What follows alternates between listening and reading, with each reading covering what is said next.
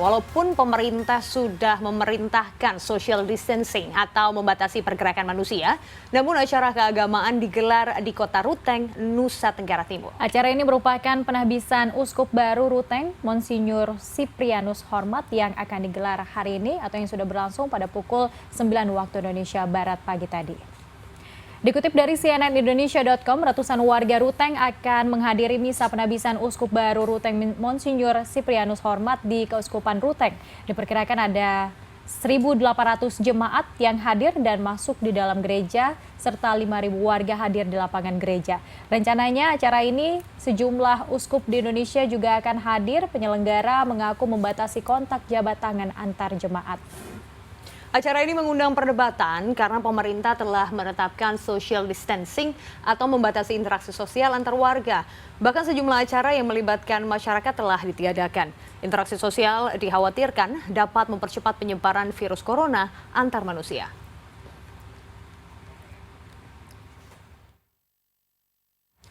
Dan saat ini kita sudah terhubung melalui sambungan telepon dengan Kepala Biro Humas dan Protokoler Sekretaris Daerah Provinsi NTT, Bapak Marius Ardu Jelamu. Iya, selamat siang Pak Marius. Sebelumnya sudah ada himbauan dari Ketua Pelaksana Gugus Tugas Penanganan COVID-19, Pak Doni Munardo, untuk bisa membatalkan acara ini. Namun mengapa acara ini tetap berlangsung? Begini, acara ini sudah dijadwalkan jauh-jauh hari sebelumnya. 2-3 bulan yang lalu. Dan untuk mengumpulkan para uskup Indonesia itu butuh waktu untuk bisa hadir. Dan surat permintaan pembatalan baru saja mendadak juga datangnya. Jadi para uskup Indonesia dan juga undangan dari mana-mana telah hadir, semua sudah siap. Namun satu hal yang diapresiasi karena yang dari semula umat dihadirkan kurang lebih 7.000, tetapi dibatasi hanya menjadi 1.000-an. Ya, itu pun 1.000-an itu sangat longgar ya. Jarak antara jemaah itu begitu longgar sehingga tidak memungkinkan kontak fisik. Namun demikian kita sejak awal memang sudah melakukan protap, sudah berkoordinasi dengan kabupaten supaya melakukannya secara sederhana dengan mengingat penyebaran virus corona di Indonesia sedang merebak ya, dan kita lakukan protap-protap seperti mencuci tangan bagi umat ya sebelum dia masuk gereja dengan cairan desinfektan, lalu kemudian juga dengan menggunakan termogan untuk memastikan suhu tubuhnya normal atau tidak. Dan memang warga sendiri ada kesadaran ketika kita menghimbau mereka supaya lebih banyak menghindari kerumunan, warga juga menyadari itu sehingga tahbisan yang sedianya ada 7.000-an orang itu dibuat sangat sederhana. Di dalam gereja sedikit orang, di luar gereja juga sedikit orang, sehingga kita melihat ini cara-cara kita untuk mengantisipasi hal-hal yang tidak diinginkan. Oke, baik Pak Marius, untuk umat yang hadir sendiri di acara pagi tadi total ada berapa banyak Pak, dan apakah sampai saat ini masih berada di sekitar lokasi atau lokasi saat ini sudah disterilkan kembali begitu selesai acara? Sekarang sudah hampir jam 12 ya. Saya berada di ibu kota provinsi, di Kota Kupang, sementara Ruteng itu 1 jam penerbangan dari Kupang ke Ruteng. Dan kalau tadi dimulai jam 8 atau setengah 9, paling tinggi 2,5 jam. Dan saya kira sekarang itu pasti sudah bubar ya, sudah tidak ada dalam gereja lagi, pasti acaranya sudah selesai. Iya, ada informasi terkait jumlah yang datang Pak di acara tersebut, dan apakah selanjutnya akan diberlakukan isolasi begitu bagi mereka yang hadir? Persis, tentu nanti kita segera koordinasi dengan Pemprov ya untuk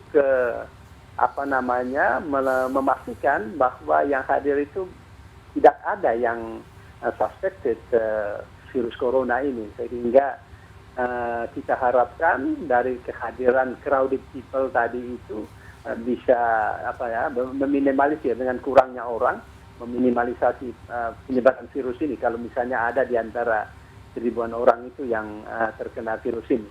Dan memang sejak awal ketat sekali pantauan kita terhadap para undangan dari luar Nusa Tenggara Timur, misalnya yang masuk melalui Bandara Komodo di Labuan Bajo. Di bandara itu kita sudah tempatkan thermoscanner dan juga termogan dan juga desinfektan. Dari semua penumpang yang masuk melalui bandara itu dikontrol secara ketat sebelum mereka menuju Ruteng. Dari Labuan Bajo menuju Ruteng itu kurang lebih 3 jam sampai 4 jam. Sampai di terminal dekat ke Ruteng itu juga dilakukan kontrol yang sangat ketat.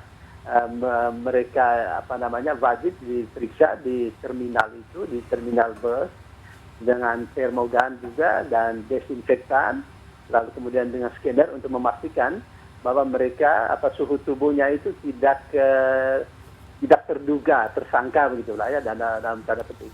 Hingga sebelum mereka masuk kota kita pastikan mereka dalam keadaan sehat. Sehat, oke. Dan tidak sampai di situ. Setelah dia masuk kota juga sudah diumumkan oleh panitia bahwa nanti ketika perayaan itu berlangsung hari ini berlangsung perayaan itu protap itu juga dilaksanakan. Mereka membersihkan dengan desinfektan, lalu kemudian juga dengan termogan untuk mengukur suhu tubuh, ya, sehingga kita harapkan meminimalisir, tidak perlu meniadakan kesempatan untuk Baik, Pak Marius, corona itu menyebar ya, atau menular. Oke, Pak Marius, terakhir singkat saja Pak, apakah ada tokoh-tokoh negara yang hadir di acara tersebut dari sepengetahuan Pak Marius sendiri? Iya, gubernur dan wakil gubernur dan kami semua dari provinsi tidak mengambil bagian di sana, tidak hadir ya. Kecuali bupati, wakil bupati hadir ya, karena memang di daerah dia, karena di sana juga kan ada duta besar Vatikan ya, dan para uskup dari seluruh Indonesia. Jadi kami mencoba untuk menghindari kerumunan, dan memang sejak awal kita sudah menghimbau seluruh masyarakat untuk melakukan isolasi mandiri dengan mengurangi kontak fisik antara manusia ya. Baik, berarti tidak ada kedatangan juga dari Menteri Komunikasi Jody G. Plate begitu Pak, atau sudah sempat tiba di NTT begitu sebelumnya? Ya, sempat tiba di NTT tapi tidak untuk mengikuti acara itu. Baik. Terima kasih Pak Marius Ardu Jolamu untuk informasi Anda dan juga laporannya Pak ya, telah bergabung bersama kami di After 10. Selamat bertugas kembali Pak Marius Ardu Jolamu.